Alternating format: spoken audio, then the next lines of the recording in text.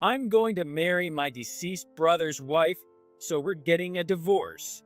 Huh? I stared intently at Kevin's face. Look at this. Saying that, Kevin held up his left hand, which now sported a ring I had never seen before. Definitely not our wedding ring, Sarah gave it to me. Kevin said, laughing smugly, flaunting it in front of me, as if he had won some competition. But unfortunately for him, I no longer harbored enough affection for Kevin to feel any anger. It's refreshing, I said with a smile, signing the divorce papers fluidly. Kevin watched me in shock. He must have thought I would cling to him crying. Well then, I'll file these for us. I put the pen in my breast pocket and quickly folded the divorce papers, slipping them into my bag. Leaving them with careless Kevin might mean they'd never get submitted, potentially delaying my happiness. I wasn't about to let that happen. I'll go submit this right away. With a firm resolve but a pleasant face, I stood up. Seeing my smile, Kevin nervously spoke up. Make sure you actually submit those. I have no feelings left for you. What a blissfully ignorant man. He still thinks I'm hung up on him. A wave of discomfort surged from the bottom of my heart. I assured him with a smile. Don't worry. I feel the same. Thanks. I'm going to be happy. That was the last conversation we had as a married couple. Because as soon as I left the cafe, I sprinted to submit the divorce papers as immaturely as fast as I could. My name is Michelle. I'm a 30-year-old office worker. I have been married for 2 years to Kevin, a coworker who is 2 years older than me, and we live with his family. We don't have any children. I wanted to have children as soon as possible, considering my age and career, but Kevin was opposed to it. Don't you want to enjoy life, just the two of us, for a bit longer? I want to focus on my work for now. However, unfortunately, his work performance wasn't great. He's too careless. Despite being in sales, he often forgets clients' specific demands and conditions. He frequently misses little confirmations or communications. Because of that, his clients often cut ties after a few transactions, and he never managed long-term contracts. Moreover, fatally, Kevin himself thinks these mistakes are trivial. He's always been the cheerful, likable guy at work, always at the center of everyone's attention. But he's never been valued in performance reviews and remains a regular employee indefinitely. Yet, he believes he deserves much higher recognition. I knew about his dissatisfaction and that there was no prospect of it being resolved. Still, I loved Kevin's flawed nature. The way he'd fall asleep on the living room sofa right away. The way he got too excited during drives and sped up. Maybe it's because I've always lived as an elder sister, but I found Kevin, who was like a younger brother, irresistibly adorable. And there was another woman who doted on Kevin, his mother, Linda. Linda had 2 sons, but her affection was extremely biased towards Kevin, her younger son. It's almost as if she would gladly sacrifice her elder son, Ted, for Kevin's happiness. The reason we've been living with his family ever since we got married is mostly because Linda didn't want to be separated from Kevin. Linda doted on Kevin so much because there was a reason for it. Ted was the son of a previous wife, and Linda was his stepmother. Because of this, Ted's presence in the family home was always somewhat shadowy. Kevin himself seemed to look down on Ted completely. He was always in his room, and it was hard to tell if he was there or not. However, he wasn't gloomy. He went to work normally, ate meals with everyone, and then rested in his room. He didn't watch TV or drink tea with others after meals. And when it was his day off, he would quickly go off on solo trips. He was just an incredibly quiet man. It had always been like this, seldom voicing his opinions or desires, always calmly agreeing with Linda and Kevin's suggestions with a mild, "That's nice." So eventually, both of them stopped listening to Ted's opinions altogether. Even 2 years ago when I got married, He just calmly expressed his congratulations and never talked or had dinner with me. But he said, "Congratulations." And the amount he gifted was incredibly generous, about 20 times the usual rate. Wow, nice. Should we upgrade our flight for the honeymoon? Kevin, oblivious to the generosity of Ted's gift, gleefully upgraded our honeymoon flight to business class. For someone as common as me, the amount was so high, I was completely at a loss about what to return as a gift. In a panic, I consulted Linda, who unhelpfully speculated. Maybe he knows he won't get married himself. Maybe he's living his dreams through Kevin? But ultimately, there was no particular intention behind Ted's actions, and our relationship continued at a comfortably good distance. Day by day, he led a calm life, going out on weekends. It seemed that Ted would just continue to age this way. We all thought so, for no particular reason. However, on a beautifully clear day in spring, we were all shocked. Ted had decided to get married. Both Kevin and Linda had assumed Ted would never marry, so the family home turned upside down with the news. And the partner was. Nice to meet you. I'm Sarah. The person who came to the family home to announce the marriage was a tall woman with the fairy-like translucence. She was said to be 30 years old, the same age as me, but looked younger. Dressed in a chiffon dress, with lightly curled hair and elegant yet prominent makeup. She exuded the refinement of a well-bred young lady. Later, Linda told me her father was the president of a renowned pharmaceutical company. Ted would marry into her family and eventually take over the business. That the quiet Ted had planned such a spectacular marriage was beyond belief. To put it crudely, there was no more impressive grand slam than this. Kevin could only stare blankly at Sarah's grace, while Linda, hearing about Sarah's background, was fervently digging for something to criticize, trying to find any dissatisfaction with Sarah to prick at. Linda, unaware that her scheming was written all over her face, persistently asked about Sarah's childhood and student life. Unfortunately for Linda, Sarah was a lady without blemish. From kindergarten through high school, she attended prestigious schools and even went to a state university in Massachusetts. After that, she studied in France and had only recently returned to the U.S. I don't know much about the U.S., but Ted has always been kind to me. Sarah said, blushing as she and Ted exchanged smiles. They truly were a well-matched couple. I thought this gentlewoman could surely understand the quiet and mild-mannered Ted. Congratulations. I wish you both happiness. I sincerely wished them well, but What do you mean, congratulations? Aren't you upset? as soon as Ted and Sarah left, Kevin, who had gotten upset, confronted me. Upset? About what? Because Ted snagged such a great woman and is marrying into money. He is a good man, right? What? You think he's better than me? How could my brother get such a... I don't understand many things. Firstly, though it may sound harsh, Kevin doesn't come close to Ted in terms of looks or education. And while I think Sarah is indeed a good woman, I don't understand why that would be upsetting. If he were a good brother, he'd be happy that his brother found a good wife. Just a while ago, he was worrying about, what if Ted stays single? Who will care for him in his old age? It's not something to be happy about. If I were single, that woman would have definitely fallen for me. Then I could have been the next president. Right. Kevin would have been more suitable as president. I was utterly appalled, watching the two in front of me. How could they say such baseless things? Overwhelmed by the absurdity, I took a sip of the tea left in my cup.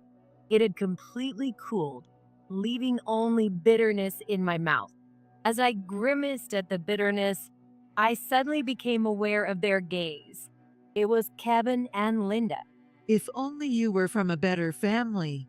Yeah, Maybe I married the wrong person. Maybe I should try to woo Sarah now. Their cold stares were fixed on me. I looked up at the sky and sighed. If he really wants to be president that badly, Kevin should start his own company rather than chasing after a president's daughter. They must have realized my icy gaze. Geez, it's just a joke. Don't be so uptight, okay? Yeah, just a light joke. How about some coffee? With that, Linda disappeared into the kitchen, and Kevin avoided my gaze, aimlessly flipping through TV channels. I gathered the dishes on the table and took them to the kitchen. Linda was there, boiling water, seemingly waiting for me. But really, what if Kevin had been single? What do you think would have happened? This conversation was still going on. Linda seemed to really want Kevin and Sarah to be together, dazzled by the sudden appearance of a president's daughter, unable to discern right from wrong. What do you think? Well, if that were the case, I probably wouldn't have married Kevin in the first place with this kind of talk. Leaving just that comment, I roughly set the dishes in the sink, then dashed up the stairs to my room, grabbed my wallet, and stormed out of the house. Sitting peacefully at the table just wasn't possible in this mood. I'm going to the fast food place near the station and will indulge in whatever I like. I'm going to eat a triple burger today. Let Linda know. As I texted that, Kevin instantly replied, asking me to take out food for them too. Really? Get us some too. Mom's cooking sucks. Just seeing his carefree message increased my irritation. He clearly doesn't care about my feelings or my position. He treats me as if I'm an emotionless helper robot. From the window seat, I could see the dimly lit sky and people hurrying home, probably to someone kind waiting for them.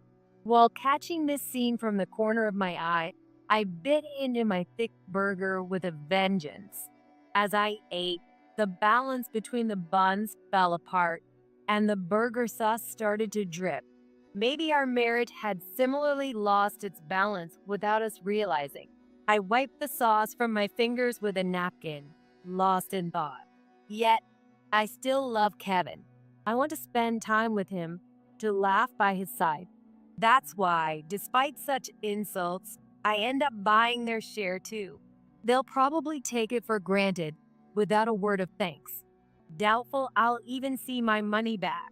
Knowing this, I don't have the option to push Kevin away. And so, with a warm bag in hand, I trudged back to my in-laws' house. But the turmoil didn't end there. When Ted safely finished his wedding and moved into his new home with Sarah, Kevin and Linda's envy only intensified. Perhaps the fact that their new home was a high-rise apartment near a station in an urban area irritated their complex. They would imagine Ted's newlywed life with envy and look up similar high-rise apartments online, sighing as they admired them. Wow, a 38-story building. How nice. You could invite friends over, even have a barbecue. I had never heard of Linda having friends, and she certainly had never barbecued. I had a lot to say, but I didn't have the energy to indulge Linda's fantasies. By that time, I was daily tormented by Kevin's demands for a divorce, and he did it in a sneaky way. Every day, Kevin would nitpick over minor household mistakes. A small wrinkle left on a shirt, the seasoning of the food. The toilet paper was left with only the tube. The list could go on. Kevin, acting like a child throwing a tantrum, would blow these trivial matters out of proportion. If things like this keep happening, I can't stay with you. We're getting a divorce. Typically, the wrinkles on the shirt were his fault for sitting on it on the sofa, and the seasoning of the food was to his taste preference. The toilet paper was an issue while I was away on a business trip for 2 days. He could have just replaced the role himself. Having all his complaints rebutted like this, Kevin finally seemed to realize that obtaining a divorce on my fault would be difficult. But things didn't stop there. Kevin committed an outrageous act. It happened at the company where Kevin and I work. One afternoon, a shout rang out in the sales department. I can't do this petty job. I might become a president someday. Shocked, I looked up. Across the sales floor, a man was standing and yelling. When I realized it was Kevin, I instinctively ran toward the sales department. Kevin stood there defiantly while his colleagues and bosses watched him in stunned silence from a distance. It was as if time had stopped right there. I heard from a colleague that Kevin had, as usual, forgotten a deadline set by a client. Unfortunately, the deadline was for a presentation on which the client had staked their business fortunes, and the pamphlets and novelties our company was supposed to deliver were essential. The presentation ended in a major failure without the materials, and we received a severe complaint from the client. There was even talk of potential legal action for damages, but Kevin refused to admit his mistake. What? I wasn't told any deadline. It's their fault the presentation failed, isn't it? However, it was evident from the emails in Kevin's inbox that he had been informed of the deadline, and he received a severe reprimand from his boss. That line was the result. That outburst was probably the result of his fantasies about marrying a president's daughter, Sarah, and becoming president himself. For a man in his 30s, it was embarrassingly childish and shoddy. Embarrassed, he ended up resigning. Kevin must be feeling quite dejected. My main worry was that, however, If I had married Sarah, I could have been a president. Since I settled for you, you should earn the income. rather than feeling remorse for being unemployed, Kevin demanded that I make up for the lost income by finding a job, even suggesting that I look at ads for nightclubs or strip clubs. There were certainly things Kevin should be doing before suggesting such drastic measures. Why should I, who have done nothing wrong, have to resort to such side jobs? Well, if you don't earn money like Sarah, Kevin might leave you. Even Linda chimed in, teasing gleefully. Well, if Kevin had married someone as charming as Sarah, he might not want to live with you, Linda. Maybe you should start looking for a job now, too. After saying that, I happened to pick up a crumpled job advertisement for a janitor in a nearby building that was in the mailbox and casually dropped it in front of Linda before heading back to my room. In the bedroom, as usual, Kevin's clothes were left discarded just where he'd taken them off. I was about to hang them up, but I stopped. For some reason, I just didn't feel like doing it.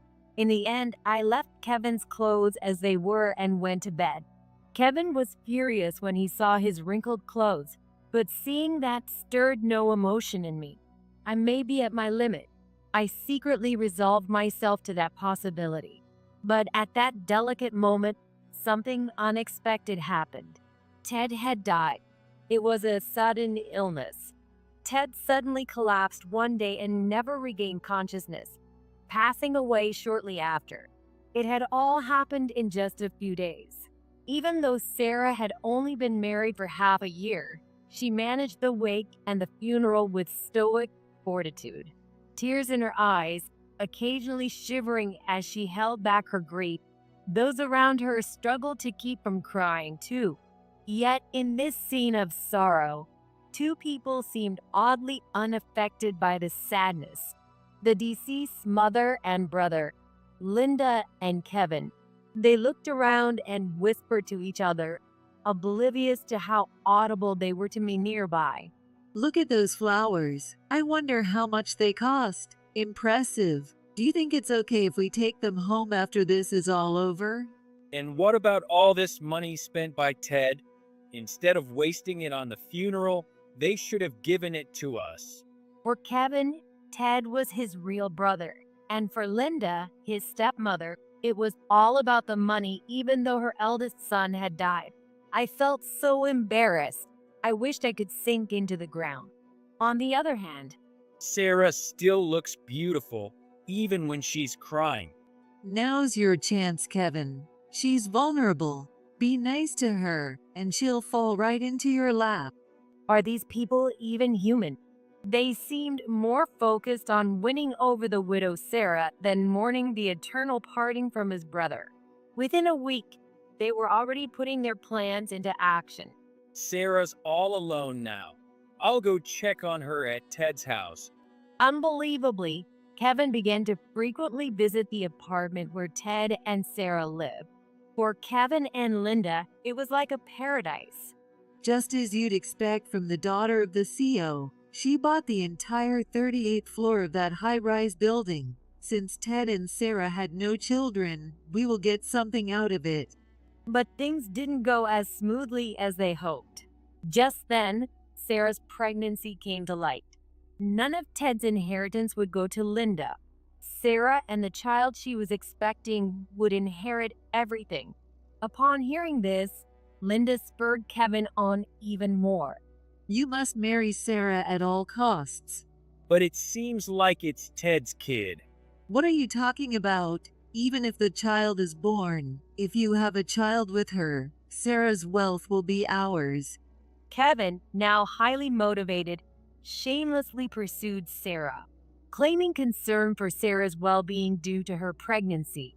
He visited her apartment every single day. If he had that much free time, he should have been looking for a job. It's tough for Sarah, being pregnant for the first time. I'm just helping out. Kevin claimed, but I didn't care. If he wants to, he should. There was no way the dignified Sarah would accept Kevin. Ted had not been gone long. That's what I thought. But then, that day came all of a sudden. Hey, we should get divorced. Kevin fumbled in his pocket and pulled out a crumpled piece of paper, placing it on the table in front of us. It was a divorce paper. I'm going to marry my deceased brother's wife, so I'm divorcing you. What? I stared at Kevin's face intently. Look at this. He flaunted a ring on his left hand, one I had never seen before. Certainly not our wedding ring.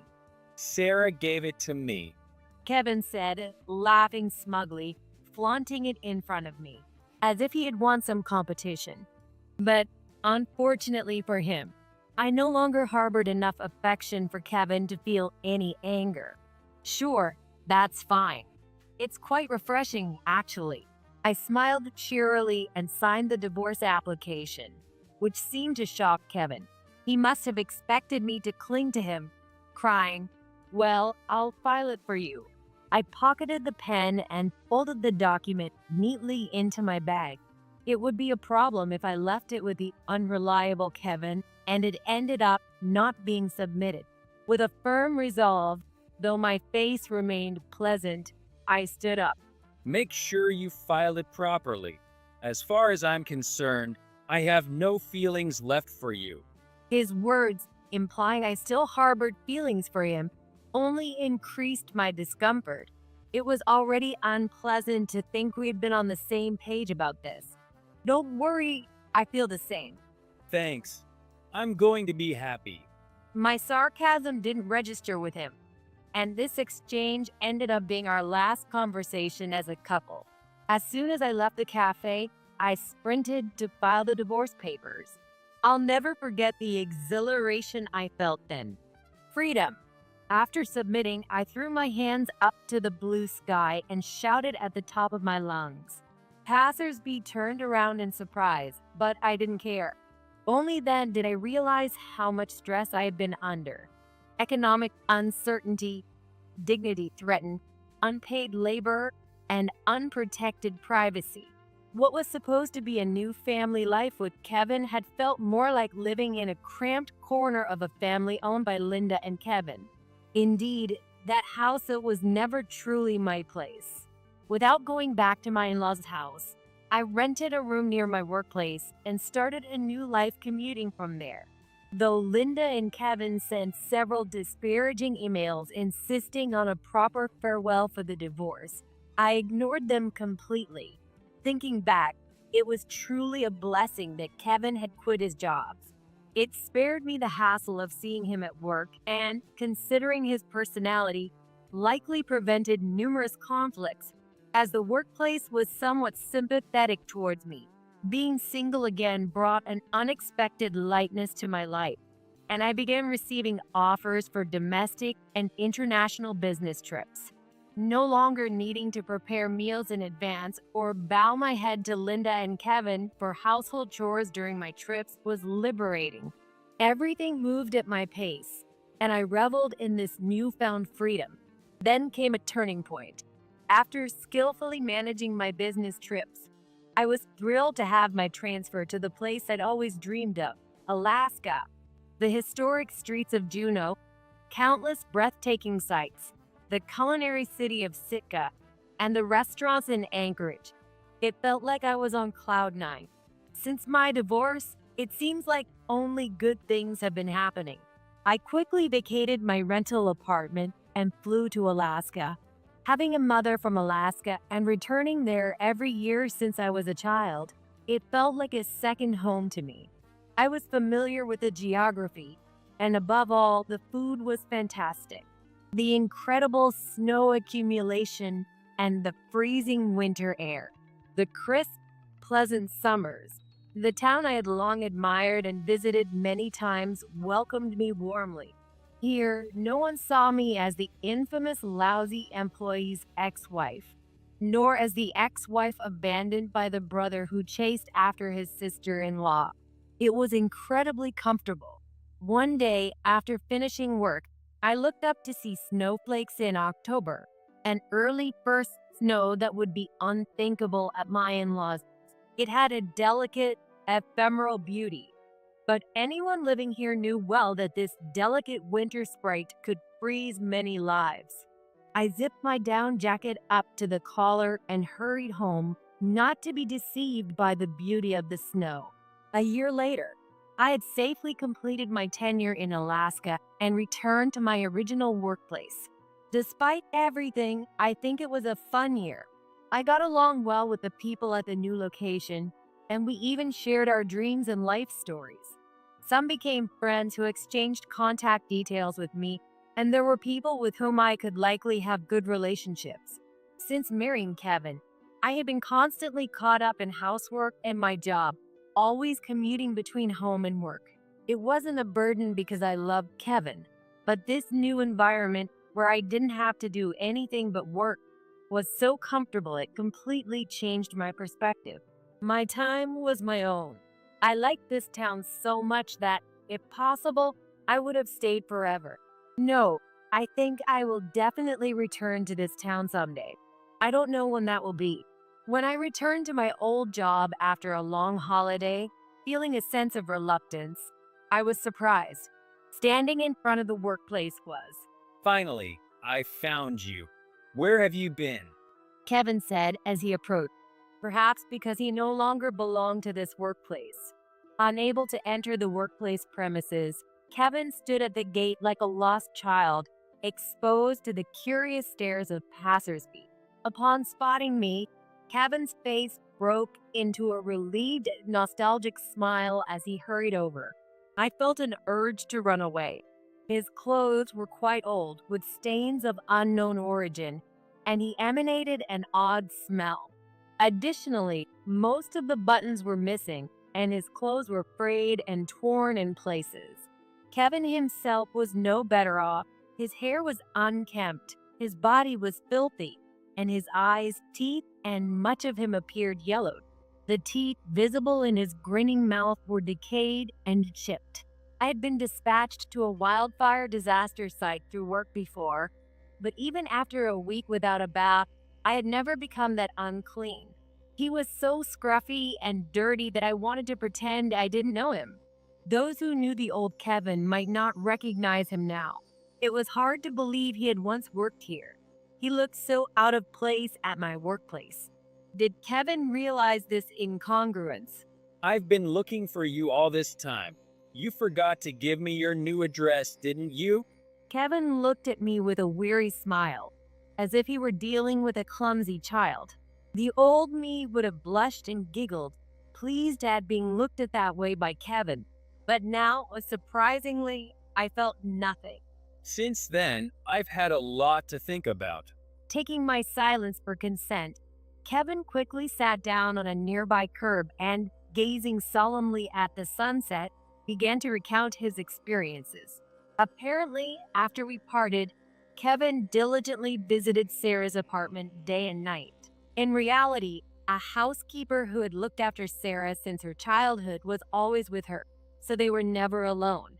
But by becoming a conversation partner and confidant for the pregnant Sarah, Kevin gradually got her to open up to him.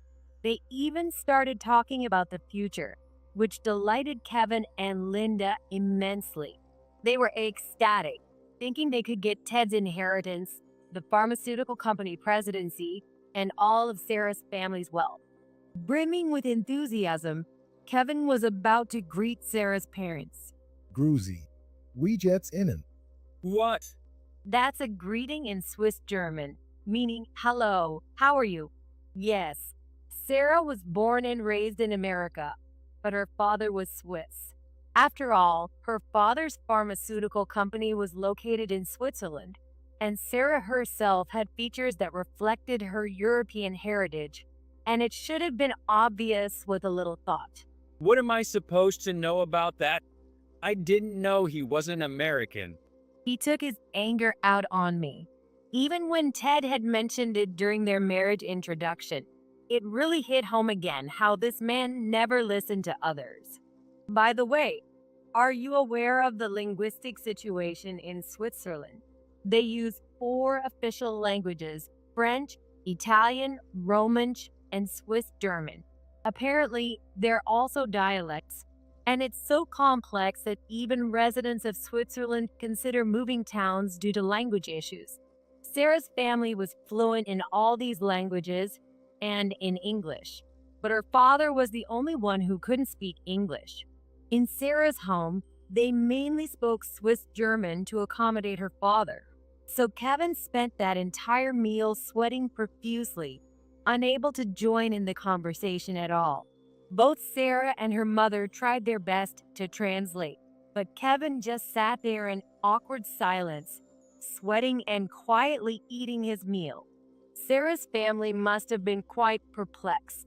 According to Sarah, Ted had effortlessly managed the Swiss language situation and conversed without any trouble.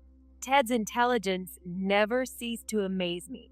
Ultimately, Sarah's parents tried to make conversation topics for Kevin's sake, but they were deeply disappointed with his silent response. If only he had realized his place. If Ted could do it, so can I. Kevin decided to try and learn Swiss German. He joined a language school that cost several $1,000s and attended whenever he could. It was one-on-one tutoring that felt like bills were flying away each session. But no matter how good the classes, Kevin's natural fickleness fully emerged, and he only learned greetings before declaring, "What really matters is the heart," and then stopped making any effort. What made things worse for Kevin was the high level of culture in Sarah's family. There was table manners, musical instruments, dancing, wine knowledge, Swiss history, the world economy, and more than anything else Kevin had ever touched. The world they live in is completely different. To keep up with Sarah, Kevin had to make various prior investments, wearing custom-made suits, enjoying orchestra concerts, musicals, and operas. This was how Sarah's family spent their weekends. All these performances required expensive tickets and substantial cultural knowledge to enjoy.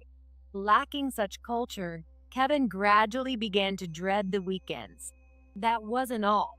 He suddenly bought a large SUV, a luxury car, to pick up and drop off pregnant Sarah. That alone cost $80,000. By this point, Kevin's savings, being unemployed, were exhausted. If he had recognized the difference in their worlds and turned back then, it would have been better. But Linda spurred him on even further.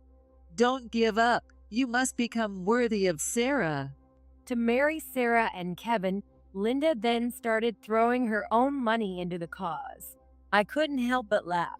I remembered Kevin lying sprawled on the worn-out sofa at his parents' house, clad in a sweatsuit. Indeed, trying to educate someone like Kevin was like casting pearls before swine. As far as I knew, his dining manners were terrible. Biting off chunks of food or lifting plates was just the tip of the iceberg.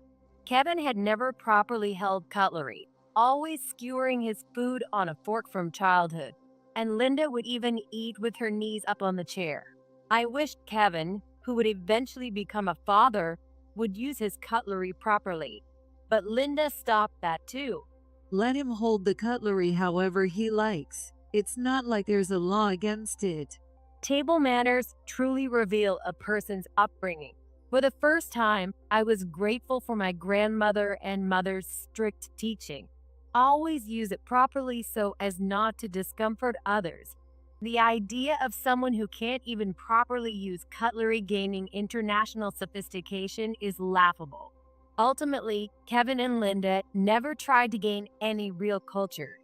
They just kept pouring money into imitating Sarah's lifestyle.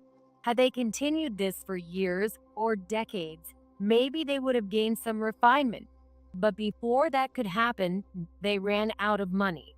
And at the same time, a shocking truth came to light.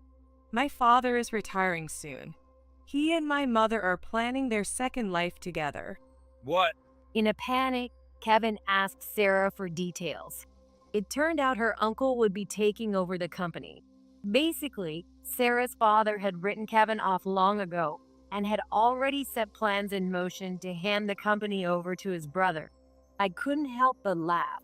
The considerations of the elite are indeed different. Moreover, Sarah decided to return to Switzerland, her father's homeland, to have her baby and raise it there.